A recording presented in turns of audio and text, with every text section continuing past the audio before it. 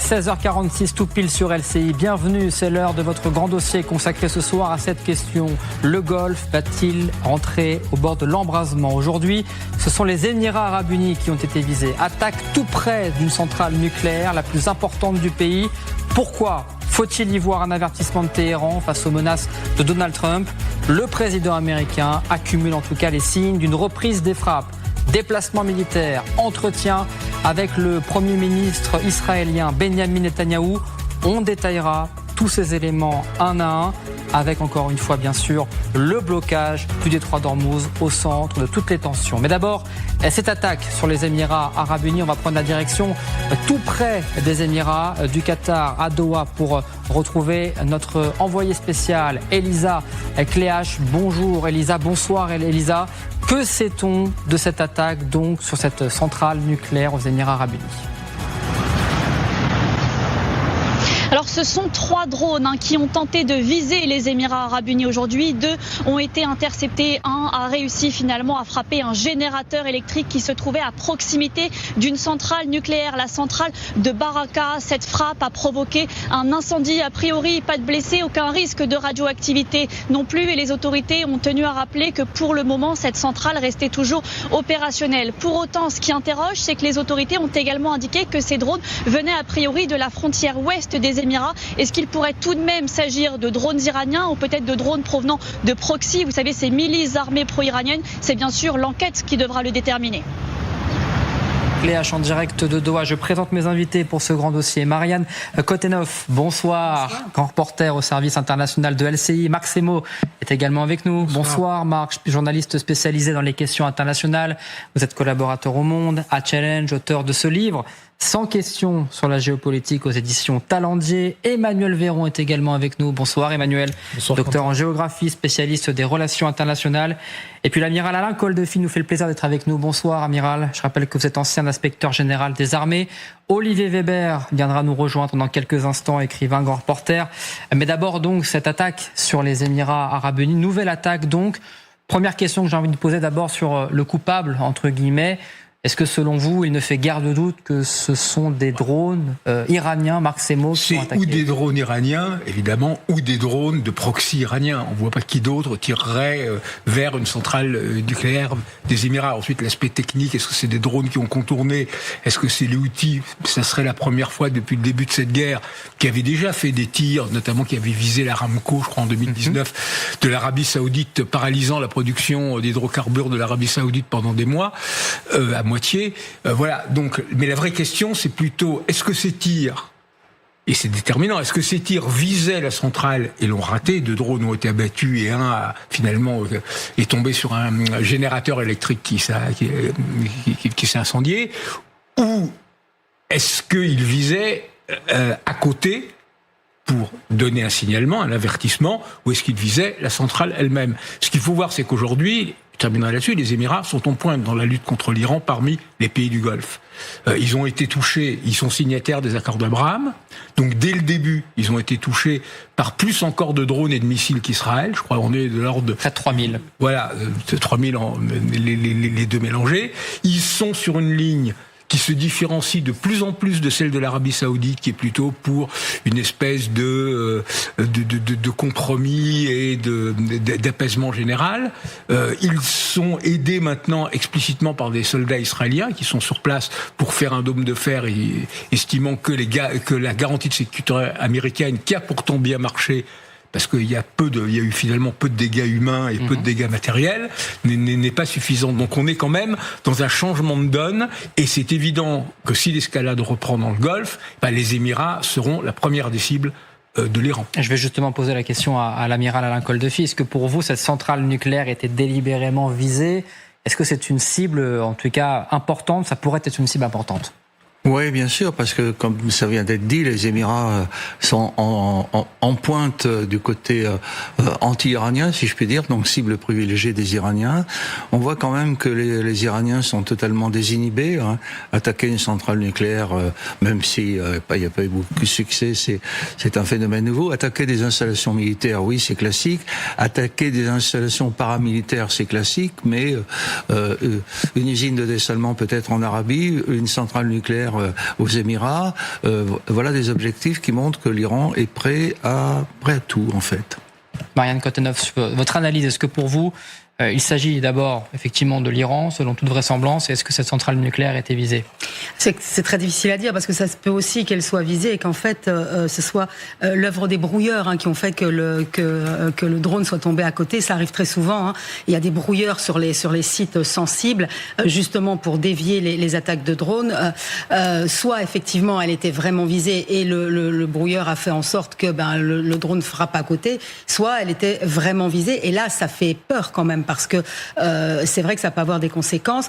En même temps, c'est une attaque qui était quand même assez restreinte. C'est 3 drones. Et c'est un avertissement clairement à Donald Trump. Donc, on voit, voilà, si les frappes reprennent, voilà de quoi on est capable. C'est tout à fait ça. Et oui, effectivement, on voit pas d'où viendraient les drones, si ce n'est de l'Iran ou des proxys, donc les Houthis qui en ont la capacité, ils l'ont déjà montré, qui pourraient très bien entrer donc dans la guerre. Et ça serait nouveau aussi. C'est vrai qu'effectivement, 3 drones, on peut difficilement détruire une centrale nucléaire avec 3 drones, même si ça reste quand même une attaque importante. Emmanuel Véron, la question de Marianne également, est-ce que c'est un avertissement ou une provocation dans l'hypothèse, encore une fois, que cette attaque soit iranienne ? Oui, c'est une forme d'avertissement. Ça montre quoi ? Ça montre que l'Iran et ses proxys, on ne sait pas encore à l'heure actuelle si c'est a priori ça viendrait de l'Ouest, donc c'est géographiquement pas l'Iran, mais dans ses proxys, probablement, vous l'avez dit, Yémen, Houthis, etc. Ça montre que la matrice iranienne militairement est pas à genoux et qu'elle dispose encore d'un certain nombre de vecteurs, beaucoup d'ailleurs, et qu'elle est probablement en train de reconstituer des stocks de drones par des approvisionnements indirects en composants, probablement de Russie, probablement de Chine, probablement d'autres provenances encore, mais principalement de Chine-Russie pour un certain nombre de composants. Et donc si elle reconstitue ses stocks de drones, elle est en capacité, vous le disiez, soit c'est une provocation, soit c'est de nuisance, de frappe, de cible. Certes, avec 3 drones, vous n'allez pas détruire l'unité énergétique, la centrale, le générateur électrique ou la centrale nucléaire, certes, mais vous avez une capacité de frappe plus que de nuisance, de signaler que la guerre n'est pas terminée, d'avoir du levier dans les négociations, d'avoir une capacité de destruction.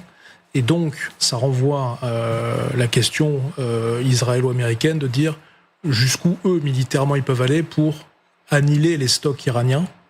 Gros sujet, puisque probablement qu'avec l'équation que je viens de rapidement rappeler, ils ont encore peut-être plusieurs milliers de drones, Shahed et d'autres catégories, et que s'ils sont en train de reconstituer une partie de leur stock avec les composants qui viennent de Russie, de Chine et autres, on est là sur une guerre qui est durable. Malgré les annonces de Trump, malgré les annonces israéliennes, malgré les j'allais dire, avec des guillemets tentatives de médiation chinoise, on est sur un sujet d'opération militaire et de guerre qui va durer des semaines, des mois. C'est évident. Et on reviendra justement sur la question de ces stocks iraniens qui semblent inépuisables en tous les cas, qui n'ont pas été détruits par l'armée américaine et israélienne durant la première campagne de bombardement. Ce qu'on voit quand même depuis ces derniers jours, avec cette attaque et notamment les précédentes sur les Émirats Arabes Unis, c'est que ce pays, les Émirats, vont jouer un rôle prédominant vraisemblablement dans les prochains jours, dans les prochaines semaines.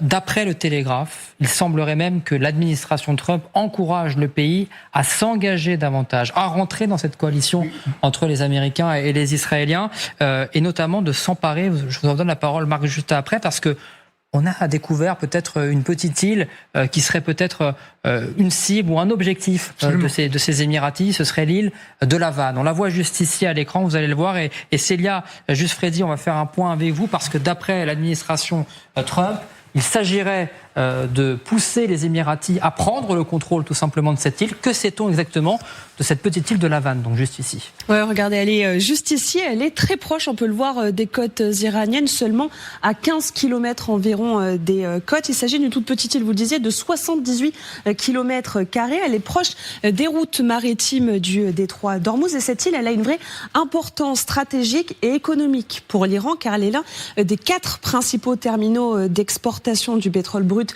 de l'Iran. Sur l'île, on peut stocker jusqu'à 5,5 millions de barils et charger jusqu'à 200 000 barils par jour habituellement selon certaines sources. Mais elle abrite aussi une raffinerie. Et c'est cette raffinerie qui aurait été frappée par les Émirats Arabes Unis au début du mois d'avril. On va le voir sur ces images qui nous étaient parvenues. En tout cas, ce sont les informations du Wall Street Journal. Une attaque qui n'a pas été confirmée pour l'instant par les Émirats Arabes Unis. Téhéran, de son côté, reste assez vague sur la provenance de ces frappes. D'après le journal américain, il s'agirait d'une attaque pour montrer que les Émirats peuvent aussi être présents dans cette guerre, surtout après avoir été victimes de plus de 2800 attaques de drones et de missiles durant la première phase de cette guerre.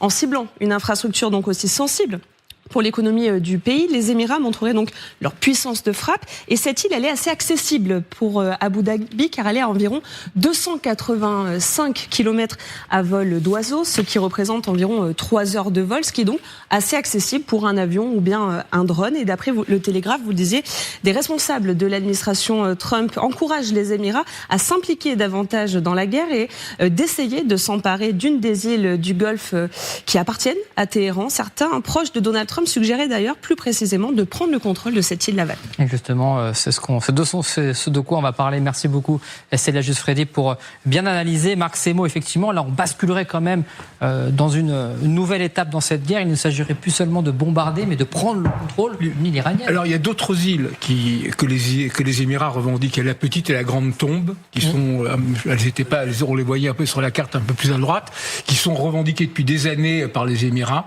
qui ont été prises par l'Iran, mais avant la révolution islamique, à l'époque du Shah, et qui, là aussi, ce qui permettrait aux Émirats d'être comme Oman, l'autre, en dehors de l'Iran, présent stricto sensu sur le passage lui-même du détroit. Mais ce qui est évident, c'est que de la part des Émirats, il y a un changement d'alliance. Non seulement les Américains les poussent, eux-mêmes poussent les Américains à ne pas céder, parce que eux, leur vision, c'est l'après. Et l'après, alors il y a deux manières possibles de voir la chose. Ou on pense qu'il faudra trouver un accommodement avec l'Iran, etc. C'est là-dessus que pointe le Qatar, Bahreïn, etc., même le Koweït. Ou bien au contraire, comme avec l'Ukraine, c'est-à-dire comme la Russie va rester une menace pour l'Ukraine, la Russie agressive de Poutine, la République des Mollahs, même vaincue, même hargneuse, etc., restera une menace pour le reste des pays du Golfe, et donc c'est la ligne des Émirats. Il faut prévoir cette architecture de sécurité contre l'Iran, et c'est là-dessus que c'est important. Ensuite, cette espèce de changement d'alliance, ce rapprochement entre les Émirats, les États-Unis et Israël, potentiellement peut nous poser un certain nombre de problèmes, parce que on a un accord extrêmement étroit de défense avec les Émirats. En plus, on a une base. Si, par exemple, les Émirats étaient visés, là on parlait de la centrale nucléaire, mais même d'autres, ou des usines de dessalement, qu'est-ce que ferait la France si des infrastructures vitales des Émirats étaient visées, quand bien même ce serait en représailles à des attaques américaines ou autres? Ça serait difficile pour nous de rester totalement indifférents. Et on avait d'ailleurs utilisé nos avions pour abattre un certain nombre de drones ou de missiles pendant les mois des frappes. Et on rappelle que le Charles de Gaulle est notamment sur place depuis quelques jours maintenant. Amiral Koldefi, question simple. Est-ce qu'aujourd'hui les Émiratis ont la capacité militaire de pouvoir prendre une telle île? Je pense pas que ça soit leur intention. Les Émiratis, les Émirats Arabes Unis, leur Alsace-Lorraine, si vous voulez, c'est les 3 îles Abu Moussa et qui ont été données récupérées par le Shah avant la Révolution. C'est ça leur point de fixation. Et c'est un des points, je dirais, sur lesquels ils sont très sensibles. J'en dirai pas plus. Ils sont pas du tout intéressés par prendre l'île qui a été indiquée tout à l'heure sur la vanne. Non, mais ils sont pas du tout intéressés par ça, et c'est pas leur intérêt. Eux, ce qu'ils font, c'est récupérer ces 3 bouts d'île, mais qui leur donnent par les eaux territoriales, etc., une présence encore plus indiscutable dans la problématique des détroits d'Ormuz. Ils en ont les capacités? Le capacité, oui, sans doute, aidé par les Américains. La volonté, c'est autre chose. Mais on sent que chez les Émiratis, c'est l'Alsace-Lorraine, si vous voulez, après la guerre de 70. Hein, je les connais bien, c'est ça leur truc. Donc voilà un petit peu cette décision. Sur l'engagement des Américains, bien sûr, les Américains veulent les pousser au bout, mais la protection américaine est la géométrie variable, hein, et ils commencent à s'en apercevoir un peu partout. Donc je pense que les Émiratis seront très prudents s'agissant de cette proposition américaine. Eh ben on va poser également la question à Elisa Cléache, qui est en direct de Doha, toujours au Qatar, parce que évidemment la question qu'on se pose, c'est est-ce que les Émiratis, au-delà de cette prise potentielle de cette île de La Havane, se préparent à jouer un rôle prépondérant dans les jours qui viennent? Oui, on remarque déjà qu'ils sont plus impliqués dans ce conflit, en tout cas nettement plus que les autres pays du Golfe avec qui ils ne font plus bloc. Alors pourquoi plus impliqués? D'abord parce qu'ils ont été les plus touchés par la République islamique d'Iran depuis le début du conflit, avec donc près de 3000 drones et missiles détectés dans leur espace aérien depuis le 28 février. Plus impliqués également parce qu'ils ont même tenté de convaincre les autres pays du Golfe de former une forme de réponse militaire conjointe contre l'Iran, ce que ces autres pays avaient refusé. Et puis rappelons-le, selon le quotidien américain le Wall Street Journal, ils auraient déjà frappé l'Iran, notamment en avril dernier, sur une raffinerie, notamment donc sur cette île de La Havane dont nous parlions à l'instant. Donc ils sont plus impliqués et ils ne s'en cachent pas, puisqu'encore hier, les Émirats Arabes Unis ont affirmé, je cite, leur approche ferme pour la protection de leur souveraineté et de la stabilité dans la région. Merci beaucoup Elisa Cléache en direct de Doha au Qatar. Voilà ce qu'on pouvait dire sur cette menace émirati entre guillemets. Mais toujours est-il qu'au-delà de ça, Donald Trump, lui, accentue encore une fois, lui aussi, la menace sur la République islamique. Il y a eu évidemment, vous le voyez, ces messages diffusés sur son réseau social Trust, notamment, vous le voyez, cette image, le calme avant la tempête. Il utilise encore une fois l'intelligence artificielle. Deuxième photo, un montage également où on le voit dans une espèce de bunker avec prêt à appuyer sur des boutons pour lancer différents missiles sur l'Iran avec ce mot Space Force. On rappelle que c'est la branche armée militaire spatiale qui userait de tous ces satellites pour pouvoir regarder précisément où sont les ingénieurs iraniens, où est le programme nucléaire iranien et qui rentre et qui sort des tunnels. En tout cas, c'est ce qu'en dit Donald Trump. L'autre signe peut-être d'une éventuelle reprise des frappes, c'est cet entretien téléphonique dans les prochaines heures entre le président américain et le Premier ministre israélien, Benjamin Netanyahou. Que vont se dire les deux hommes? C'est toute la question. On retrouve sur place Betsabé Salem en direct de Tel Aviv. Alors Benjamin Netanyahou a lui-même annoncé qu'il aborderait la question iranienne et notamment le voyage de Donald Trump en Chine. Il ne fait aucun doute ici que si Donald Trump n'a pas déjà pris sa décision quant à une possible reprise de la guerre avec l'Iran, eh bien le Premier ministre israélien fera tout son possible pour l'influencer. Et devant la possibilité de la reprise de ces combats, eh bien il y a des contacts très étroits aussi entre les armées américaines et israéliennes avec le commandant du CENTCOM qui parle quasiment quotidiennement avec le chef d'état-major Eyal Zamir. La probabilité qu'une guerre reprenne augmente. C'est ce que souligne notamment la chaîne 12 israélienne qui a interrogé un haut responsable israélien sous couvert d'anonymat qui a insisté. La présence des forces américaines dans la région est telle qu'il y a toute une série d'options militaires possibles. Et c'est justement cette même formule qui, à quelques mots près, a été utilisée aujourd'hui en Conseil des ministres par Benjamin Netanyahou lui-même. Donc, toute une série de scénarios est possible. On le répète, quel scénario? Eh bien, ça pourrait être aussi bien une opération terrestre commando chirurgicale, que la reprise de frappes de grande envergure qui viserait notamment les infrastructures énergétiques de l'Iran.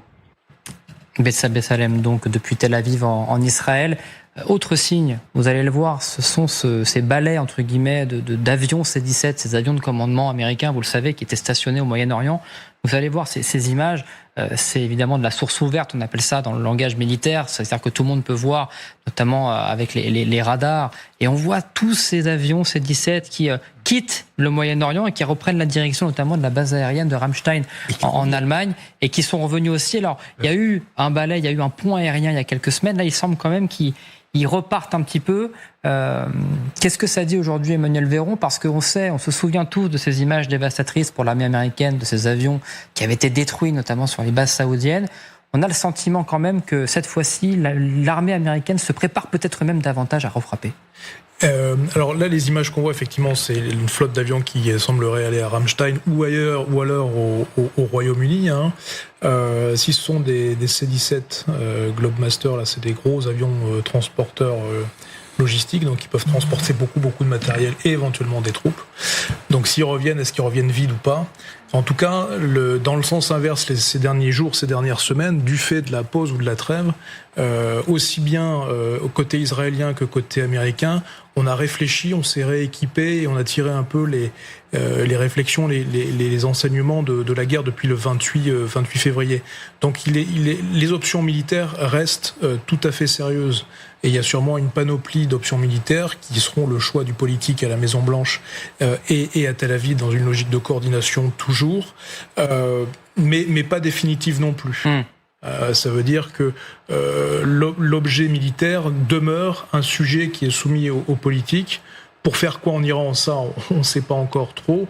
Mais en tout cas, oui, il y a eu ce balai d'équipements militaires américains très conséquent, je dirais, de mon point de vue. Dans les logiques d'options militaires, au regard de ce qui a été reconcentré ces dernières semaines au Moyen-Orient, indépendamment des images que vous venez de montrer, l'option de frappe me semble tout à fait crédible, plausible, et qui, à mon avis, on le disait au début de l'émission, conduisent la guerre dans la durée pour les prochaines semaines, les prochains mois. Pourquoi ? Parce que dans le même temps, les Iraniens également, j'évoquais, qui seraient équipés, ou en tout cas qui se reconstituaient un certain nombre de stocks de drones, mais probablement aussi de missiles. Donc on est sur une logique, de mon point de vue, très durable. Tant que l'un des deux camps n'a pas un genou à terre et se dit défait, et donc refuse le combat et se dit vaincu, on va continuer d'avoir une continuité de la guerre. Marianne Cotenoff, est-ce que vous êtes d'accord avec cette analyse ? Oui, parce que de toute façon, Donald Trump, il est dans l'impasse là. De toute façon, bon, on l'a bien vu, les négociations sont plus qu'au point mort. Il y a eu des tentatives, ça a toujours échoué. Là, bon, il donne des signes de plus en plus, et sa crédibilité aussi. Et puis, là, quoi faire, quoi ? Bon, à part de nouveau refaire un cessez-le-feu, rallonger le cessez-le-feu, mais ça sert à quoi ? Et en même temps, pour les frappes, c'est pareil. Il faut que l'armée américaine ait vraiment un plan. Alors l'armée, elle en a une, parce que c'est le rôle, je parle sous votre contrôle, mais c'est le rôle de l'armée de planifier. Après, c'est la décision politique. Donc la planification, elle est faite. Et ces avions qui rentrent, oui, c'est aussi pour les mettre à l'abri, parce que sur les bases, il faut les mettre dans des hangars. Et là, sur les bases, ils sont tout exposés. Donc ce sont des cibles assez exposées. Donc voilà, il faut aussi penser à ça. Mais effectivement, là, si on refait une campagne de frappe intense, on a vu le résultat de la première campagne. Ça n'a pas été vraiment un succès. Bon, on voit où on en est. Donc maintenant, oui, quoi faire ? Quelles sont les possibilités ? On parle de commandos sur place. Ça va être une décision politique et qui doit être un peu compliquée là, je pense, parce que il n'y a plus beaucoup de solutions. Juste la dernière séquence que je voulais vous montrer, elle a été partagée encore une fois par le président américain. Alors, il ne s'agit plus d'images photomontage, en tout cas une photo, il s'agit même d'une vidéo. Vous allez voir le président américain qui se joue, entre guillemets, en train de frapper un avion iranien. Regardez. Okay, we have it in our sight. Fire, boom. Okay, we have it in our sight. Fire, boom. Amiral Coldefi, encore une fois, c'est pas une parodie, c'est vraiment republié par le président américain comme une communication de guerre. Oui, enfin bon, il fait ça depuis le début, ça impressionne pas grand monde.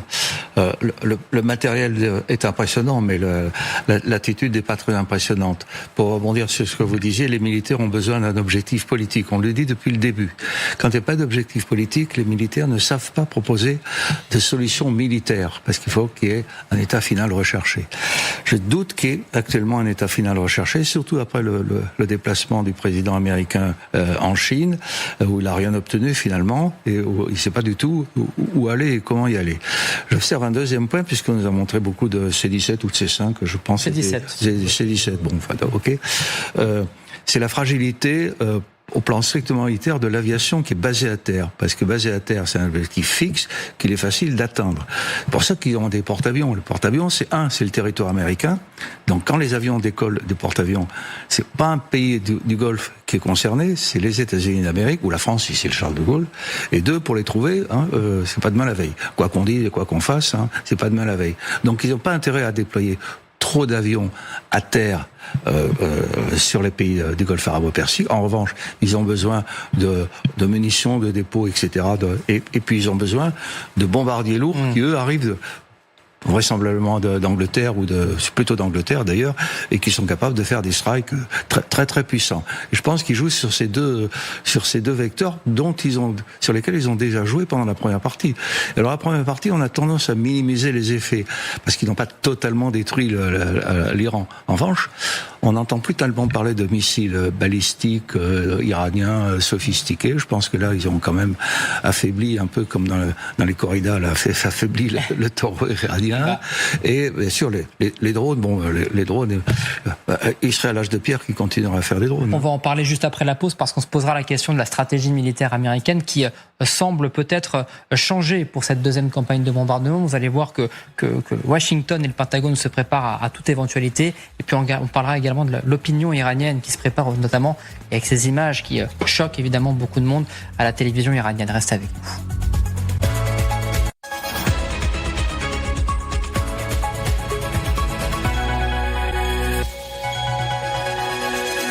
Allez, suite de votre grand dossier consacré ce soir à la guerre en Iran et la question qu'on se pose, est-ce qu'on se dirige vers un retour des frappes? C'est toute la question après les signes qui s'accumulent. Mais d'abord, un rappel des principales informations aujourd'hui avec d'abord, donc on en parlait, un incendie qui s'est déclaré aux Émirats Arabes Unis aujourd'hui près de la centrale nucléaire de Baraka. C'est une attaque de drone qui s'est déroulée. Elle n'a pas été revendiquée. 2 autres engins ont été interceptés à l'ouest du pays selon les autorités émiraties. Il n'y a pas eu de blessés ni de hausse de la radioactivité. Le directeur général de l'Agence internationale de l'énergie atomique a malgré tout exprimé sa profonde préoccupation, affirmant, je cite, que toute activité militaire menaçant la sûreté nucléaire est inacceptable. La guerre en Ukraine, la Russie qui a été frappée par une attaque massive de drones ukrainiens la nuit dernière, l'une des plus importantes depuis le début de la guerre. Près de 600 drones détruits selon le ministère de la Défense russe. Il y a malgré tout eu des dégâts, 4 personnes sont mortes. La région de Moscou a notamment été particulièrement touchée. Une opération que le président ukrainien Volodymyr Zelensky juge entièrement justifiée 3 jours après des raids russes massifs sur le territoire ukrainien. Et puis l'OMS qui déclenche son 2e niveau d'alerte internationale le plus élevé face à l'épidémie Ebola qui touche actuellement la République démocratique du Congo. Au moins 80 décès suspects ont été recensés dans une région du pays, en cause un variant du virus très mortel, sans aucun vaccin disponible. Voilà donc pour l'essentiel de l'actualité. On reparle encore une fois de la guerre en Iran. Je vous ai écouté sur ce plateau tout à l'heure. Alors d'abord, j'accueille mon invité, Olivier Weber, qui nous a rejoint. Bonsoir Olivier, bonjour. Je rappelle que vous êtes écrivain, grand reporter, auteur de ce livre, Des anges et des ogres, aux éditions Kalman Levy. La guerre en Ukraine donc, autour de ce plateau, il y a un consensus véritablement sur la question de la reprise des frappes. On ne sait pas quand est-ce qu'elle pourrait avoir lieu, mais en tout cas, quand je vous entends, elle pourrait vraiment avoir lieu. L'option est en tout cas sur la table. Mais quelle cible aujourd'hui? Comment les Américains pourraient de nouveau attaquer aujourd'hui l'Iran? De toute évidence, les 45 premiers jours de bombardement n'ont pas suffi à détruire l'arsenal iranien. Et il semble, selon les médias américains, que la stratégie américaine pourrait changer. On va faire un point avec vous, Pierre Barbin, parce que la méthode pourrait changer à la fois sur les cibles, mais également sur les munitions. Oui, il faut se souvenir qu'il y a plusieurs semaines, le Pentagone avait notamment utilisé des munitions anti-bunker. On voit cette utilisation sur ces images publiées par le CENTCOM au mois d'avril dernier, notamment pour frapper les installations de missiles renforcés de l'Iran. La méthode choisie, c'était en fait de sceller, donc de condamner les entrées de ces sites plutôt que détruire l'ensemble l'ensemble du lieu. La méthode peut paraître étonnante, ce choix peut paraître étonnant. On sait que les résultats ont plutôt été mitigés, mais pourquoi cette méthode? C'est parce qu'en fait, il a fallu utiliser avec parcimonie ces munitions. Certaines devaient être préservées en vue de potentiels conflits en Asie face à la Corée du Nord ou encore la Chine. C'est ce que nous apprend le New York Post, le média américain, dans un article publié il y a quelques jours. Ce que l'on apprend aussi, c'est par la voix des services de renseignement américains qui expliquent que Donald Trump et ses conseillers militaires ont en fait surestimé les dégâts que l'armée américaine pouvait infliger à ces sites de missiles. On apprend aussi qu'ils auraient à l'inverse sous-estimé la résilience de l'Iran et sa capacité de rétablissement. Et c'est pour cela aujourd'hui que le programme balistique iranien n'a pas été détruit. Oui, en tout cas, on apprend que l'Iran a d'ores et déjà rétabli 30 de ses 33 sites de missiles qu'il maintient à proximité du détroit d'Ormuz, donc dans le sud du pays. Cela reste une menace donc évidente pour les navires, les pétroliers qui sont toujours et qui circulent à proximité de cette zone. On apprend également que l'Iran aurait même repris accès à environ 90% de ses installations souterraines de stockage et de lancement de missiles, comme on voit actuellement sur ces images qui sont régulièrement diffusées. Ce sont des images de propagande diffusées à la télévision iranienne. C'est en totale contradiction avec le discours répété depuis plusieurs semaines par les États-Unis, par Donald Trump en premier lieu, également par l'amiral Brad Cooper il y a encore quelques jours face aux sénateurs. Écoutez-le justement. Aujourd'hui, l'Iran n'est plus en mesure de mener des attaques d'une telle ampleur et d'une telle intensité. De plus, avec 90% de sa base industrielle de défense détruite, l'Iran ne sera pas en mesure de reconstituer ses armes avant des années. Merci beaucoup Pierre pour ces explications. Olivier Weber, est-ce qu'on peut parler quand même d'un échec stratégique militaire américain lors de cette première campagne de bombardement ? C'est sûr qu'on sait comment les guerres commencent, on ne sait pas comment elles finissent. Là, le but de guerre, c'était quand même d'anéantir une bonne partie de l'arsenal balistique et nucléaire. Et on pense que les 440 kilos d'uranium enrichi sont profondément enfouis, peut-être en partie détruits, mais en tout cas enfouis, inaccessibles sous le site d'Ispahan. Mais en même temps, les Israéliens vous disent que tout est doublé, tous les sites sont doublés. Donc il faut les frapper 2 fois à chaque fois sur les sites pour pouvoir anéantir la capacité des sites. Après, la capacité de nuisance asymétrique des Iraniens est pratiquement intacte. Vous le disiez à propos des missiles en cours de reconstitution, mais aussi de la marine moustique. Vous savez, ces petits bateaux rapides dont on parle jamais. Certains vont jusqu'à 150, 180 km/h. Le terme Zodiac est passé en persan. C'est une copie du Zodiac français, mais il y a les baguettes, il y a la Rakshak, il y a plusieurs bateaux ultra rapides qui font 10 à 20 mètres de long et qui peuvent taper, alors je ne pense pas sur les bâtiments américains, en tout cas sur les tankers. D'où la menace, encore une fois, sur Hormuz, etc., etc. Donc il y a quand même une position de résilience du pouvoir politique iranien avec les passes d'Aran, et puis deuxièmement des capacités militaires. Donc je ne crois pas maintenant malheureusement au changement de régime. La révolte populaire iranienne est quand même mise à l'encan parce que c'est compliqué maintenant. Ils ont été vraiment massacrés, ces jeunes qui se sont révoltés dans la rue les 8 et les 9 janvier. Après, il y a aussi une position, comment dirais-je, de rapport de force de la part des Américains pour dire on va taper et après on pourra un peu mieux négocier. Après, il y a une nouvelle pas inintéressante dans tout ce qui s'est passé aujourd'hui. Je suis rentré d'Ukraine, mais je lisais la presse américaine hier soir, et ce matin, les Iraniens parlaient de nommer Ghalibaf, le président du Parlement iranien, comme chef des négociations avec la Chine, c'est-à-dire le missile de munitions intermédiaire avec la Chine. Ça veut dire quand même qu'il y a eu des échanges avec Trump et Xi Jinping, le président chinois, sur la réouverture du détroit d'Ormuz. Hormuz est indispensable à l'économie chinoise. Il y a une croissance actuellement de 6%. En Chine, ça nous ferait rêver là-bas, ça veut dire quand même une distorsion, ça veut dire quand même une capacité réduite par rapport à tout ce qui peut être entente, le pacte social, on va dire, entre la côte et l'intérieur et les campagnes. Donc Xi Jinping a intérêt à la réouverture du détroit, et on peut penser que on va peut-être frapper dans les jours qui viennent, ça personne ne le sait aujourd'hui, mais peut-être après nouvelle phase de négociation. Vous parlez de Mohammad Ghalibaf, je crois qu'il a été nommé officiellement d'ailleurs. Absolument, chargé des relations avec la Chine dans le cadre de ces négociations, et c'est extrêmement significatif.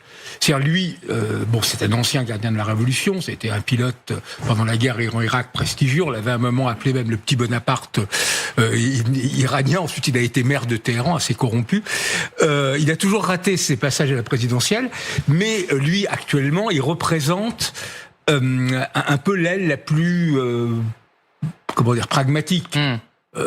Disons globalement, il préfère que ça s'arrête pour pouvoir continuer à profiter largement de ses affaires. Et contre lui, il y a toute une partie, les gardiens de la Révolution, les plus durs, Et par exemple, quand il y avait la première négociation à Islamabad, je sais pas, c'était il y a un mois, il y avait lui et Arabchi, qui était donc le ministre des Affaires étrangères, qui était pour une position assez souple. Et puis derrière eux, il y avait les autres. Il y avait deux représentants, j'oubliais les noms, de cette aile les plus dures des gardiens de la Révolution, qui sont sur une ligne qui était un peu celle d'Ahmadinejad Jadis, qui ont cette espèce de vision apocalyptique du sacrifice suprême, du chaos, et de cette apocalypse va arriver le 12e imam, l'imam caché. Donc on est quand même dans cette réalité d'un pouvoir iranien divisé apparemment, et ça c'est aussi les conséquences, malgré tout, des frappes des 45 jours de frappe. C'est-à-dire, oui, tous les drones, etc., n'ont pas été détruits, ce qui serait impossible, mais quand même, 30 000 cibles visées entre Américains et Israéliens, qui étaient quand même des cibles, des infrastructures militaires, sans parler des personnalités, etc., c'est quand même assez lourd. Et donc, même, on ne sait pas en réalité ce qui se passe aujourd'hui dans le pouvoir iranien, mais ces nombreux signes, dont l'émergence justement de Ghalibaf pour négocier avec la Chine, ce qui serait globalement la chose qui pourrait arriver à une solution, montrent que l'Iran aussi est un peu à genoux, et qu'une partie du régime, ou du moins les moins tarés, essaye de trouver une solution. Justement, parce que même s'il y a des dissensions au sein de ce régime iranien, on sent quand même toute la propagande iranienne ces dernières heures qui se met en place pour préparer l'opinion à un retour de la guerre. On voulait vous montrer ces images qui sont quand même impressionnantes vue de France. On a parlé, je vous avais montré hier dans le grand dossier, celle de cette présentatrice à la télévision iranienne qui était Kalachnikov au point, en train d'expliquer qu'elle était prête à prendre les armes. Eh bien, on a quasiment eu la même séquence ces dernières heures. Cette fois-ci, dans une mosquée à Téhéran, vous allez le voir avec des enfants, des femmes et des hommes qui également se préparent à manier la Kalachnikov. Regardez. Ces derniers temps, les mosquées sont redevenues le cœur battant des quartiers. Nous sommes venus avec notre famille. Nous avons même amené nos petits-enfants. Nous devons tous apprendre à utiliser des armes pour défendre notre pays. Des personnes se sont portées volontaires et se sont inscrites pour jouer un rôle de premier plan dans la défense de la République islamique d'Iran. Femmes et hommes, jeunes et adolescents reçoivent en soutien à une formation en matière de défense. Au cours de cette formation, les volontaires se familiarisent avec diverses armes légères, leur fonctionnement, ainsi que leur montage et leur démontage. Trump, tu ne peux pas prendre le détroit d'Ormuz à l'Iran. Je suis venu pour te détruire.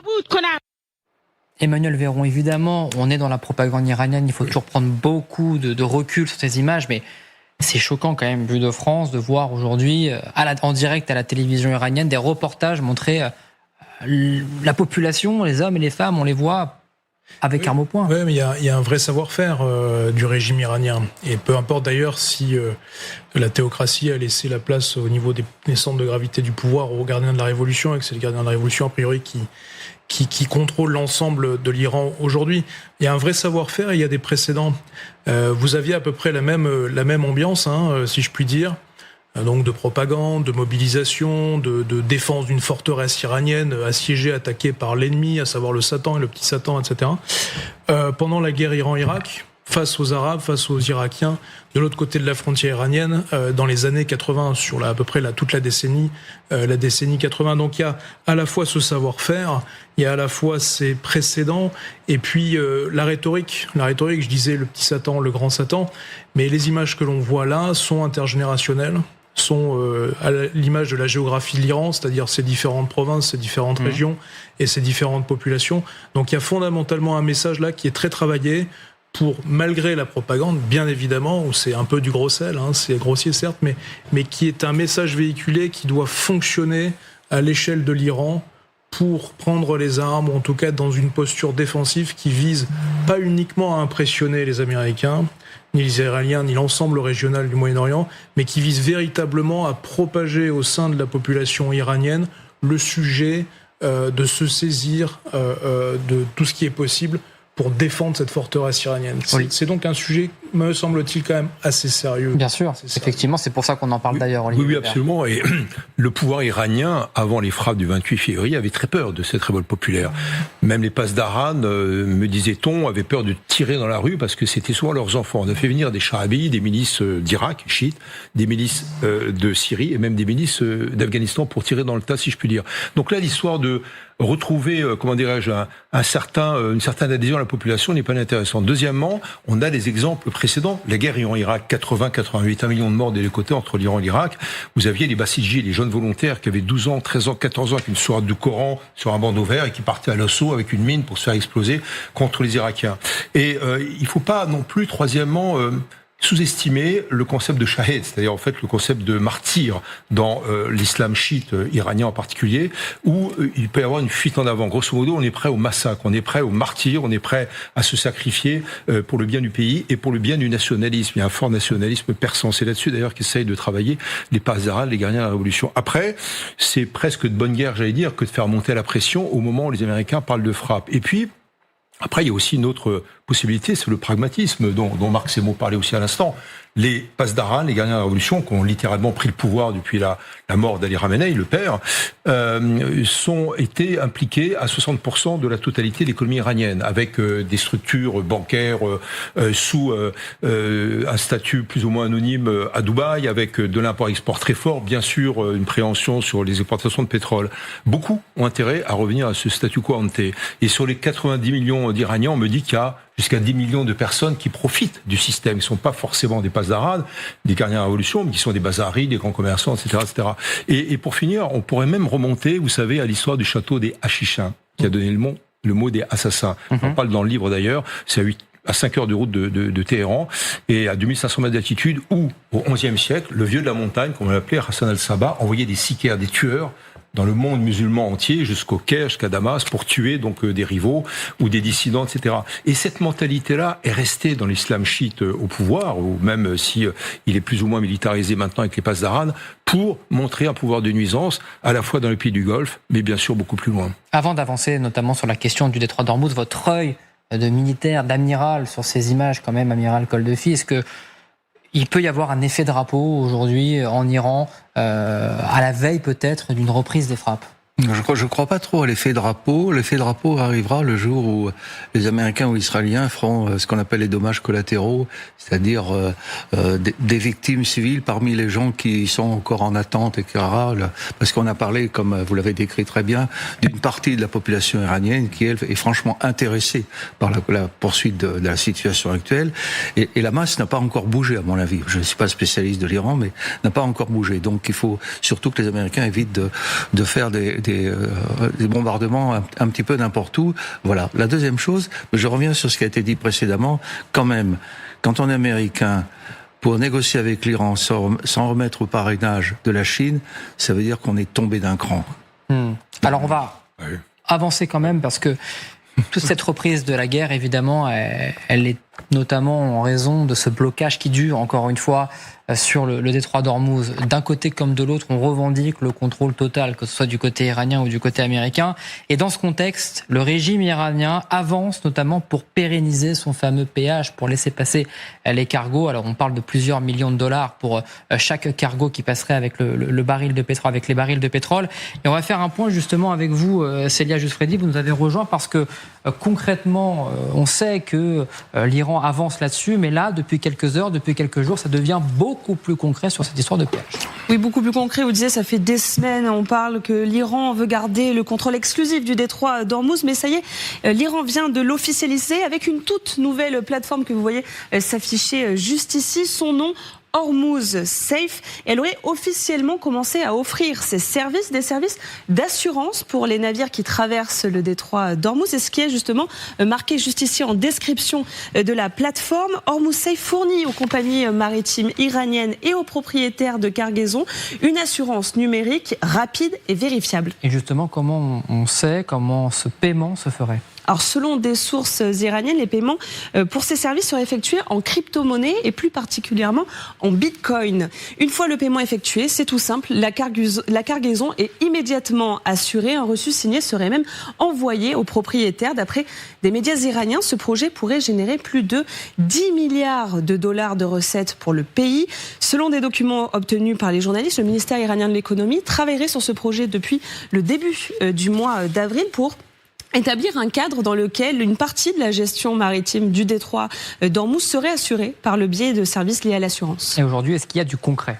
Alors c'est là où c'est un peu plus compliqué. On a cherché cet après-midi pour essayer de trouver cette fameuse plateforme. Sans succès pour l'instant. Il n'y a pas de communication supplémentaire à ce sujet de cette plateforme. On ne sait pas exactement combien cela coûterait pour les navires, ni même les modalités ou bien la route maritime empruntée par les navires. On le rappelle, toujours près de 900 navires sont bloqués dans la zone du détroit d'Ormuz. En tout cas, si ce péage est vraiment en vigueur, cela ne devrait pas plaire aux Américains qui, depuis le début des négociations, veulent une libre circulation des navires dans le détroit d'Ormuz. Célia Justfrézy, merci beaucoup. Marianne Kottenhoff, quand on voit ce blocage qui dure depuis plusieurs semaines maintenant, est-ce qu'il faut se préparer, il faut se mettre à l'esprit que ce péage peut se pérenniser dans le temps ? En tout cas, c'est la volonté de l'Iran. Là, l'agence de presse iranienne, l'agence officielle de presse, elle a publié aujourd'hui les demandes, ce que réclament en fait les Iraniens pour une future négociation. Et dedans, le point est très clair,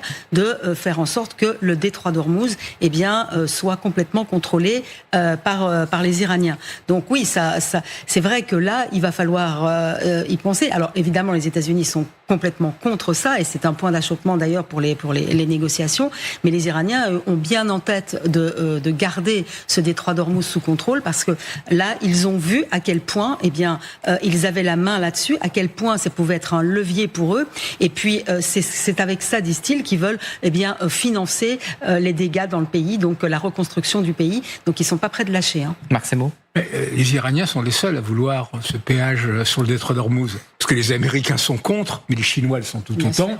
Tous les autres pays, à des degrés divers et pour les mêmes raisons, le sont tout autant. Alors ce qui est intéressant, c'est que maintenant on a l'impression que l'Iran jette un peu de l'Est en disant qu'ils sont en train de négocier avec des pays européens pour les passages et tout, en restant flou sur les conditions de paiement. Parce que pour le moment, il y a la mécanique quand même qui s'y met en branle à l'ONU.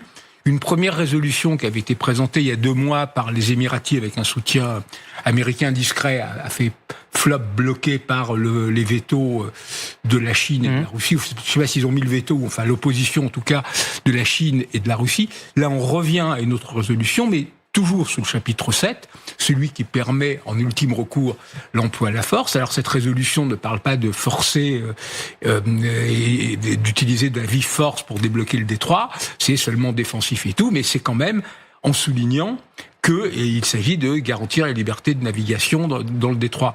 Donc cette résolution, alors il faudra un certain temps pour qu'elle arrive à se concrétiser, mais c'est une montée en puissance qui risque de faire que l'Iran soit toujours plus isolé, et donc c'est l'autre aspect de la question, c'est aujourd'hui, là-dessus l'Iran risque, il était déjà au banc des nations pour son programme nucléaire militaire, là il risque de l'être aussi sur l'histoire d'Ormuz. Alors, vous avez forcément vu passer cette information hier, comme quoi, alors encore une fois c'est d'après le régime islamique, d'après Téhéran, mais d'après le régime, les pays européens discuteraient justement avec le régime islamique pour pouvoir négocier une voie de passage et probablement pour esquiver ce péage. Ça a fait énormément réagir, notamment sur le fait que les pays européens pouvaient discuter aujourd'hui avec un régime tel que Téhéran. On ne sait pas si c'est des pays ou des armateurs. Voilà, c'est la question qu'on se pose effectivement, différent. Parce que le terme est volontairement, j'imagine, ambigu de la part de la République islamique. Mais sur notre plateau, sur LCI, hier soir, Gérard Araud, l'ancien ambassadeur français, s'est dit lui pour et il envisage concrètement que les pays européens, et notamment la France, ont raison en tous les cas de pouvoir négocier. Écoutez Gérard Araud. J'espère que les Européens le font. Nous sommes dans une situation épouvantable du fait de l'intervention américaine. Nous sommes pris en otage dans une guerre qui n'est pas la nôtre. Eh bien, il faut être pragmatique et voir ce que nous pouvons faire pour essayer de défendre nos intérêts. C'est tout de même enrichir le pouvoir iranien de faire ça en pleine guerre. Tout à fait. Et il faut l'assumer comme ça. Enfin, évidemment qu'il faut l'assumer. Surréaliste. Ce sont les intérêts supérieurs de la France dans cette affaire. Quels sont les intérêts ? Il faut hiérarchiser les intérêts. Les intérêts de la France sont, à l'heure actuelle, dans cette situation, des intérêts essentiellement économiques. Interrogé par la formidable Margot, ça vous fait réagir, amiral Al-Kholtefi? Oui, parce que sans faire de longs discours sur le droit de la mer, la Convention de Montego Bay, je veux dire, dans cette négociation qui a duré une quinzaine d'années, les puissances maritimes ont toujours voulu la plus grande circulation. Et les puissances maritimes ont toujours tout gagné par rapport aux puissances continentales. Sauf qu'aujourd'hui, la Chine est une puissance maritime, puisque son commerce se fait par voie de mer. Donc, on a toujours voulu des eaux territoriales très faibles, 3 nautiques, maintenant c'est 12 nautiques par consensus, et un libre passage dans les détroits. Et si on remet ce libre passage dans les détroits en question, parce qu'après Hormuz, Bab-el-Mandeb, Gibraltar, il y a 12 détroits qui peuvent il y a Malacca où on a aidé les Indonésiens à sécuriser la situation. Il y a 12 détroits, il y a les canaux de Panama, de Suez, etc. On peut tout bloquer. Et il n'y a pas de raison qu'en cascade, là, c'est plus l'effet drapeau, c'est l'effet papillon, que ça continue pas comme ça. Le Bosphore, c'est le seul et les Dardanelles qui sont bloqués des deux côtés par le même pays. Sinon, c'est toujours avec 2 pays. Donc, on n'a aucun intérêt à négocier quoi que ce soit. Je comprends les arguments de Gérard Roux, que j'aime bien, que je respecte, parce que c'est un grand ambassadeur, mais je veux dire, il faut regarder un peu au-delà. Quel est notre avis? Or, en France, il faut se rappeler que d'abord 90% en volume et en valeur du commerce mondial se fait par voie de mer, que nous importons 100% de notre pétrole par voie de mer, que nous dépendons de des porte-conteneurs qui font notre trafic. On n'a pas intérêt à avoir, comme au Moyen-Âge, des péages à l'entrée des villes, comme il y avait l'octroi à la barrière, ou je ne sais plus comment ça s'appelle dans les différents pays. Et ça, il faut impérativement refuser ce genre de choses. Après, c'est pas aussi simple que ça. Hein. Oui, bien sûr. Si je vous entends bien, ce serait la boîte de Pandore, Olivier Weber. Alors c'est sûr que l'Iran fait monter la pression. Gérard Haro a négocié lui-même aussi avec les Iraniens aux Nations Unies. On upgrade, comme on dit, donc on surmonte une résolution à 120%. Puis après on dégrade avec les Iraniens. Quand on arrive à 80%, c'est pas bon. On peut arriver à 100%. Là, évidemment, c'est quelque chose qui est pas négociable en droit maritime international. Et les Iraniens se préparent au blocage d'Ormuz depuis 2006. Et dans la guerre Iran-Irak dont on parlait tout à l'heure, 80-88, il y a la guerre des tankers. En 82-84, les Bassidji, les volontaires, venaient frapper avec les petits bateaux, donc la marine moustique d'aujourd'hui, les tankers. Évidemment, ça fait monter les assurances, etc. Le droit de la mer, et merci Gérald de le rappeler, c'est Montego Bay, 82, avec la CNUSEM, en fait, le droit de la mer, la Convention des Nations Unies sur le droit de la mer, mais l'Iran n'avait pas ratifié. En revanche... Pas plus que les États-Unis, d'ailleurs. Hein. Tout à fait. En revanche, c'est ce qu'on appelle le droit coutumier maritime. Donc on laisse passer quand ce sont des détroits non creusés. Canal Suez s'est creusé, Panama s'est creusé, donc un tanker qui passe sur Suez, c'est souvent 300, 400, 500 000 $ de droit de passage, quelquefois plus en fonction du tonnage. Là, on est dans les eaux internationales, enfin gérées par Oman et l'Iran, avec une liberté de circulation. Après, revenir en arrière, ça serait compliqué. Et le Bosphore, c'est la Turquie, c'est une convention spéciale qui date de 1936, convention de Montreux. Erdogan, d'ailleurs, le président turc s'en sert assez bien parce que il a imposé aux navires russes qui n'étaient pas de leur base originelle en mer Noire, de la mer d'Azov, de ne plus passer par le Bosphore. Donc c'est bien joué et il instrumentalise beaucoup la convention de Montreux. Mais c'est la base du droit international. Là, je pense que c'est une manière de revenir aux négociations de la part des Iraniens. Donc on upgrade, on remonte à 120% de négociations. Après, on laissera sûrement tomber. Pourquoi ? Parce que la Chine, comme vous le disiez tout à l'heure, vraiment, et paranoïaque d'ailleurs, depuis la première guerre du Golfe de 90-91 sur le détroit d'Ormuz. 70% de son pétrole d'aujourd'hui passe par le détroit. Et en grande partie, c'est du pétrole iranien. Donc, même s'il y aura sûrement, à mon avis, une liberté de passage avec les bitcoins pour les Chinois, Xi Jinping intéresse que le détroit d'Ormuz ouvre à nouveau. Donc là, je pense qu'il y a une phase de négociation. Et en tout cas, c'est presque de bonne guerre que les Iraniens mettent cela sur le tapis. Alors, j'entends vos arguments, j'entends le droit international. Alors, je me fais aussi un petit peu l'avocat du diable. Il y a aussi la réelle politique. Aujourd'hui, ça coûte énormément d'argent de voir ces cargos bloqués aujourd'hui. Est-ce que la réelle politique va l'emporter sur le droit international, sur les négociations? Emmanuel Véron, est-ce que quand même l'Iran a une carte dans sa main aujourd'hui, une carte de joker, on pourrait même l'appeler comme ça? Oui, effectivement, l'Iran a le détroit d'Ormuz entre ses mains et comme levier essentiel, en plus des moyens asymétriques pour la guerre. Mais si justement vous mentionnez la logique de réel-politique, il y a probablement pour l'Occident, pour la Chine, pour d'autres pays qui sont très dépendants, et c'est une quasi-totalité de l'Asie, très dépendant des flux entrants et sortants d'Ormuz, d'autres leviers que de rentrer dans des négociations obscures et crapoteuses, excusez-moi du terme, parce que l'effet cascade est assuré et ça va induire tout de suite, immédiatement, tout de suite, des négociations, des arrangements sur Malacca, sur la situation de Taïwan, peut-être même une révision de Montreux pour les détroits du Bosphore, et y compris les différents seuils ou passages qui ont été artificiels, creusés par l'homme, Panama d'un côté, Suez de l'autre, 1869, et puis Gibraltar pour le pont méditerranéen, Atlantique, etc. Donc, non, il y a bien d'autres leviers. Il y a la question des opérations militaires israélo-américaines. Il y a la question d'une diplomatie il y a le porte-avions français. Alors c'est pas avec un seul porte-avions qu'on fait tout, mais qui est un élément de l'ensemble avec son groupe aéronaval. Et d'autres pays, notamment asiatiques ou océaniens, je pense à l'Australie, qui regardent ça de très très près. Regardez par exemple la situation de la Corée du Sud, grand pays industriel et d'innovation. Regardez la situation du Japon, grand pays industriel et d'innovation.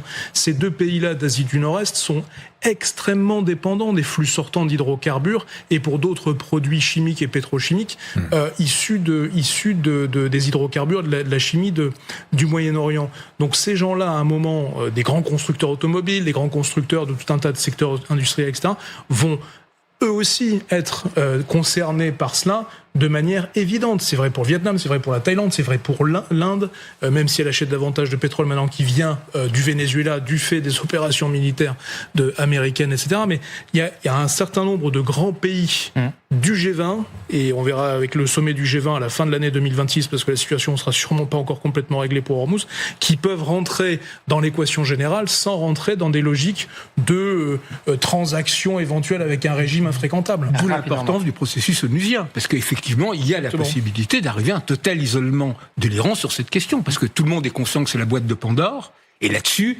c'est un peu un autogol pour l'Iran. C'est-à-dire, il avait réussi plus ou moins là à desserrer l'étau, à avoir un certain nombre d'interlocuteurs. S'il se lance dans cette escalade en restant fermement sur cette idée, le détroit est à nous, et on fait ça risque de devenir compliqué. Rapidement, amiral. Oui, je vais faire un peu de juridisme. Il y a un troisième cas de figure. Il y a le droit international, Montego Bay. Il y a le droit coutumier. Le droit coutumier, c'est un droit non écrit, mais que tout le monde respecte. Et puis, il y a les accords bilatéraux. Et c'est le cas du détroit d'Ormuz entre Oman et l'Iran. Et se sont partagés le Golfe par un traité bilatéral. Et le trafic passait dans les eaux territoriales omanaises. Et c'est dans ces eaux territoriales que les Omanais avaient fait un passage, en gros, priorité à droite, etc. Voilà. Et donc, on est dans des cas de figure assez compliqués, mais globalement, il ne faut pas que Montego Bay soit entaché par des soucis à court terme. Que valent les accords aujourd'hui lors d'une guerre aussi? C'est toute la question quand même, parce qu'on voit que aujourd'hui l'Iran frappe aussi certains de ses anciens alliés. Oui, mais bien entendu qu'en temps de guerre, les accords ne sont plus valables. Hein. Bon, en tout cas, il y a la menace sur ce péage pour faire passer les cargos. Il y a également la menace des câbles. Je voulais revenir rapidement sur cette affaire parce que on en avait parlé la semaine dernière, mais cette fois-ci, l'Iran en remet une couche ces dernières heures. Prêt, selon les informations des médias iraniens, l'Iran envisage très sérieusement de faire payer ces câbles. Alors, il y a eu les médias iraniens, et puis ce sont les médias américains, notamment, qui les révèlent ces dernières heures. Les GAFAM s'inquiètent fortement, évidemment, parce que c'est un flux d'informations, de transactions financières qui passent par là, et je crois qu'il y a à peu près... Il y a même 98% des données numériques passent par câble et pas par satellite. Exactement, et dans le détroit, il y a un peu moins d'une dizaine de câbles. Et en plus, ces câbles, je crois qu'il y a 1,7 million kilomètres de câbles dans le monde. Ces câbles, ils passent tous par les grandes routes maritimes. C'est-à-dire, ils passent par la mer Rouge, ils passent d'ailleurs sous l'Atlantique, ils recoupent plus ou moins les grandes routes maritimes traditionnelles, de la même manière que les câbles de télégraphe, jadis, suivaient les grands axes de pénétration. Et ces câbles sont à la fois extrêmement importants, extrêmement fragiles. On l'a vu en Baltique, je reviendrai là-dessus, avec des bateaux russes qui simplement, avec leurs ancres ou des chaluts, pouvaient les couper. Et donc là, effectivement, dans la région du Golfe, c'est un enjeu fondamental. Marianne Kottenhoff, c'est une vraie arme, encore une fois, une nouvelle arme à la disposition de l'Iran. Ah bah oui, là, pour le coup, d'ailleurs, ils veulent faire la même chose que pour le dédroit, ils veulent faire payer, tout simplement. Mais c'est vrai qu'il y a les données bancaires, c'est Internet, c'est le cloud, c'est l'IA, c'est tout ça. Et c'est vrai que on regarde ça avec beaucoup d'inquiétude. Bon, ça, il y a beaucoup d'opérateurs qui passent par là, même s'il y a quand même la majorité des opérateurs sont passés par Oman et donc pas dans les eaux territoriales iraniennes. Néanmoins, il y en a quand même pas mal qui passent par là. Ouais. Voilà ce qu'on pouvait dire sur la guerre. Amiral. Juste un chiffre. La France a 30% des câbliers du monde. Ça, c'est la première chose. Et deuxième chose, tous les jours, par les câbles, il y a 10 000 milliards de transactions financières. Et 98%. Et 98 à 99%, voilà. Quasiment la totalité. Non, mais c'est l'importance de la mer. Non, mais c'est important de le rappeler. C'est toujours important de le rappeler. L'importance de ces câbles. Voilà ce qu'on pouvait dire sur la situation en Iran dans le grand dossier. Je voulais évoquer avec vous également ce qui se passe sur le terrain de la guerre en Ukraine, parce qu'il s'est passé énormément de choses ces dernières heures. Vous vous souvenez, il y a 48 heures de ces attaques massives russes sur le territoire ukrainien avec des drones et des missiles qui se sont abattus notamment sur la capitale ukrainienne, Kiev. Eh bien, la réponse ukrainienne, elle n'a pas tardé. Un déluge de feu s'est abattu sur les villes russes, près de 600 drones rien que ça, ces dernières heures et notamment cette nuit, dont certains ont touché la capitale, Moscou, à quand même plusieurs centaines de kilomètres de la frontière.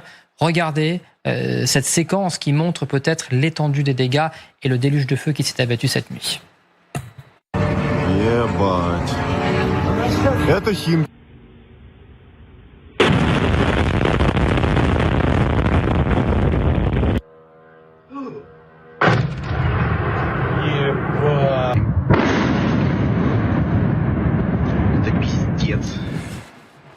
Alors, je parlais d'attaques dans la nuit, il y en a également eu ce matin. On va prendre la direction justement de Kiev, où on retrouve notre correspondant Guillaume Tac. Je le disais, cette attaque, cette réplique, elle vient après une première attaque russe, et donc la réponse ukrainienne ne s'est pas fait attendre.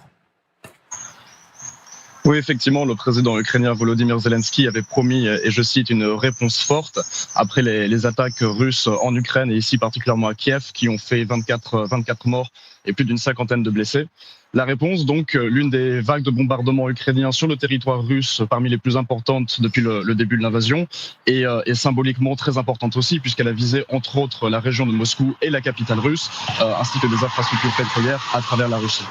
Sachant que le président ukrainien a averti que la Russie préparait de nouvelles frappes sur les centres de commandement et les métropoles du pays, il y a fort à parier que les frappes se poursuivent des deux côtés de la frontière dans les prochains jours, les prochaines semaines. Merci beaucoup Guillaume Tac, correspondant LCI en Ukraine. Olivier Hébert, je me tourne vers vous parce que vous revenez justement d'Ukraine, vous y étiez encore il y a quelques heures. Ce qui frappe sur cette attaque ukrainienne, c'est l'ampleur. 600 drones qui ont visé hier les villes russes. Oui, absolument. D'une part, c'est une réplique, évidemment, et Zelensky en avait parlé, par rapport aux frappes russes, sitôt la fin du cessez-le-feu, vous savez, la trêve pour la fête du 9 mai.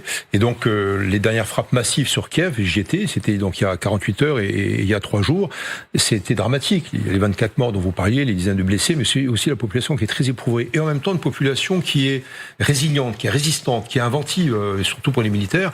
Et là, l'idée d'envoyer les 600 drones, c'est des tirs de saturation. Alors, ce qui est intéressant, c'est qu'il y a différentes usines de composants électroniques qui ont été touchés dans la périphérie de Moscou, qui est à 40 km, et l'aéroport de Sheremetyevo aussi, qui est un des grands aéroports au nord-nord-ouest en fait de Moscou, a été touché. Ce qui fait que il y avait un drone sur la piste, ce qui fait que tous les aéroports ont fermé quelques heures. Psychologiquement, c'est terrible pour Poutine et le pouvoir russe, et la population le sait effectivement. Quand il y a eu cette frappe aussi à 40 km à peu près de Moscou, sur une station de pompage de pétrole dont on voit les images avec des fumées qu'on voit donc à 10 ou 15 ou 20 km, là aussi symboliquement c'est très fort.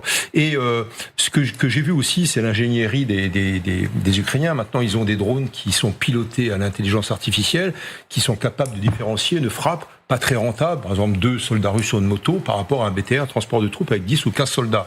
Le drone lui-même va faire la différenciation, il va frapper évidemment ce qui est plus important numériquement parlant. Et le but de Sersky, donc le chef d'état-major ukrainien, c'est de faire plus de morts et de blessés, ce qu'on appelle de personnel hors de combat par mois, que la Russie n'est capable de mobiliser. Alors donc là, effectivement, on est un peu un tournant. Enfin, je dirais, il y a quand même un début de sursaut. Et Zelensky a dit, il n'y a pas de raison qu'on se priverait, de frapper des cibles énergétiques et autres, puisque nous sommes touchés chaque mois. Et pour finir, je parle beaucoup à des médecins militaires en Ukraine. Ils disent, alors c'est un chiffre avéré, donc vérifié au minimum, donc par l'OMS, Organisation mondiale de la santé, 3000 hôpitaux cliniques ont été frappés depuis le début du conflit. C'est un chiffre en Ukraine. En Ukraine, absolument. Et donc oui, il y a vraiment un désir, non pas de vengeance, mais un désir de monter en puissance de la part de l'Ukraine pour dire c'est maintenant ou jamais, d'autant plus que 120 km² de terrain ont été repris aux Russes ces derniers mois. Marianne Kotenoff, vous allez régulièrement en Ukraine pour LCI. Est-ce que vous sentez un peu ce que disait Olivier Weber, ce changement de pied dans la stratégie militaire ukrainienne? J'étais en lien, parce qu'on reste en lien avec mon fixeur sur place, qui me disait il faut absolument que tu reviennes parce que on a atteint maintenant un niveau technologique qui est absolument incroyable. Et moi j'y étais encore en novembre et il me dit mais même sur quelques mois, et effectivement on voit, j'ai beaucoup tourné avec l'armée, avec notamment le bataillon Achille qui est un des meilleurs bataillons, enfin maintenant c'est un régiment pour concernant les drones, hein, c'est eux qui ont amené vraiment le drone en Ukraine, et il nous disait que maintenant oui, les drones sont capables d'aller de plus en plus en profondeur, les drones sont capables vraiment de différencier les frappes, et que c'est l'arme absolue en Ukraine, à tel point que maintenant c'est difficile pour nous journalistes de travailler là-bas parce que la kill zone entre le front et les drones maintenant est de 30 km. Avant elle était de 5 km, on pouvait aller sur le front. Maintenant il faut absolument y aller de nuit parce que sinon on est frappé par les drones, on passe sous des filets anti-drones, que ce soit dans le sud, que ce soit dans l'est, les routes commencent à être toutes protégées avec des filets anti-drones, et effectivement là de toute façon le peuple ukrainien a toujours été très résilient, mais là pour eux c'est une énorme victoire, c'est parce qu'ils voient que oui, on a encore la capacité de frapper, oui, il faut encore compter avec nous, non, on n'est pas mort, non, on n'est pas vaincu, et Vladimir Poutine peut dire ce qu'il veut, eh bien vous voyez que nous on est un peuple qui se tient debout, et on est très loin d'être vaincu. Donc c'est très important ce genre de victoire pour le peuple ukrainien. Une autre question, Marc Semo, quand on voit quand même aujourd'hui, on a l'impression quand même que les Ukrainiens ont la supériorité militaire sur ces drones en tous les cas. Ils ont la main. C'est-à-dire, on le voit sur les drones, on le voit, pour la première fois depuis 1 an et demi, ils ont reconquis un peu de territoire, 100 de kilomètres carrés, c'est pas énorme, c'est même minuscule, mais c'est symbolique. On voit que la popularité de Poutine plonge, alors les sondages russes valent ce qu'ils valent, mais pour la première fois, elle est passée en dessous de 70%. Au niveau militaire, effectivement, il y a de plus en plus de pertes parmi les soldats russes, au point que Poutine se trouve dans une situation où il a besoin à peu près de 35 000 hommes par mois à mobiliser. Si on arrive à faire plus de pertes, blessés, tués, disparus, que ça, d'une certaine façon, au bout d'un certain temps, il sera obligé de venir à la mobilisation, ce qui sera absolument dévastateur. Les classes moyennes en ont ras-le-bol de la guerre à cause justement de ces attaques, donc maintenant elles commencent à payer le prix. Alors c'est pas dramatique, les aéroports fermés, mais quand ça arrive 3 fois par mois, c'est un peu problématique. Et puis dernier point, le Conseil de l'Europe vient de décider, vendredi dernier, la création d'un tribunal spécial pour l'Ukraine, pour juger le crime d'agression. Ça serait la première fois depuis 1945 que l'on jugerait un crime d'agression, depuis les procès de Nuremberg et de Tokyo contre respectivement les dignitaires nazis et les dignitaires japonais.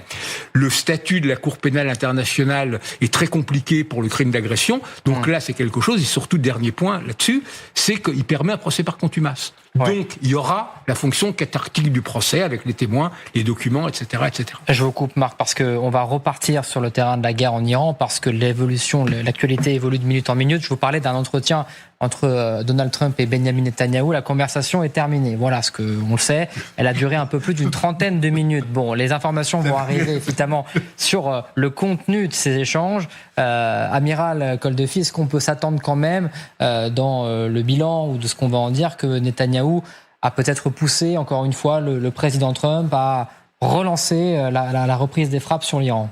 Tout dépend de la capacité de Netanyahou à entraîner Trump dans la guerre israélienne. Visiblement, ça avait bien marché fin février. Alors, ça avait marché parce que bon, un peu de faiblesse politique de la part du président américain.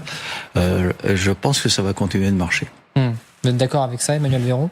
Oui, je suis absolument d'accord. On verra ce qui ressort de ces 30 minutes de conversation, mais les mouvements militaires ne sont pas anodins, ça c'est clair. Enfin, quand je dis mouvements militaires, c'est les déplacements, ce qu'on évoquait tout à l'heure, d'aéronefs et de reconcentration de forces sur le Moyen-Orient ne sont pas anodins. Et les frappes iraniennes, peut-être en miroir, ne le sont pas non plus et s'attendent peut-être à une forme de dégelé. Olivier Weber, est-ce qu'aujourd'hui Israël a davantage intérêt à la reprise des combats ? Bien sûr, c'est tout bénéfice, j'allais dire, pour Israël et Benjamin Netanyahou, pour les raisons militaires, bien sûr, d'essayer de réduire les capacités nucléaires et balistiques de l'Iran, mais aussi pour les raisons politiques par rapport à Netanyahou, évidemment, les affaires de corruption qu'il a. Deuxièmement, pour Trump aussi, c'est pas inintéressant, c'est presque gagnant-gagnant, parce que, évidemment, frapper, ça lui évite de tout remettre en question, le changement de régime dont il parlait il y a encore quelques mois, et puis deuxièmement, l'envoi de troupes au sol, qui est absolument exclu, on le sait très bien par rapport à l'Irak, par rapport à l'Afghanistan, que ça a coûté aussi en hommes. Et puis l'Iran, ce n'est pas l'Afghanistan, ce n'est pas l'Irak. Et donc là, effectivement, il a intérêt à marquer le coup pour faire monter aussi la pression sur les Iraniens, pour éventuellement négocier plus tard et pour dire, voilà, la guerre est pratiquement finie. Marc Semo, vous êtes d'accord ? Oui, je suis d'accord.